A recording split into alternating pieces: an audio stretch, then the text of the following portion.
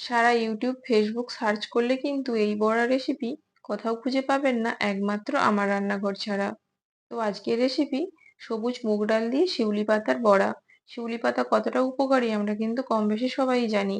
তো এখানে আমি সবুজ মুগ ডালটা আগে থেকে ভিজিয়ে নিয়েছিলাম, আর নিয়েছি বেশ কয়েকটা শিউলি পাতা, যে যেমন তেতো পছন্দ করেন সেই হিসাবে নেবেন। তারপর এখানে মিক্সিং জারের মধ্যে ডাল, শিউলি পাতা আর দুটো কাঁচা লঙ্কা দিয়ে একটা মিহি পেস্ট বানিয়ে নেব।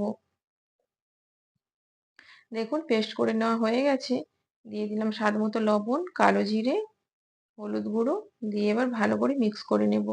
মিক্স করে নেওয়ার পর কড়াইয়ের মধ্যে দিয়েছি সাদা তেল। এবার একে একে বড়াগুলো ভেজে নেব মিডিয়াম টু লো আছে। একটা সাইড হয়ে গেলে অপর সাইড উল্টে দিলাম। দেখুন সবগুলো বড়া আমার ভেজে নেওয়া হয়ে গেছে। এটা কিন্তু গরম ভাতের সাথে খেতে অসাধারণ লাগে, আর খুব বেশি কিন্তু একেবারেই তেতো লাগে না। আমার তো খুবই পছন্দ, আপনারা অবশ্যই একবার হলেও ট্রাই করবেন।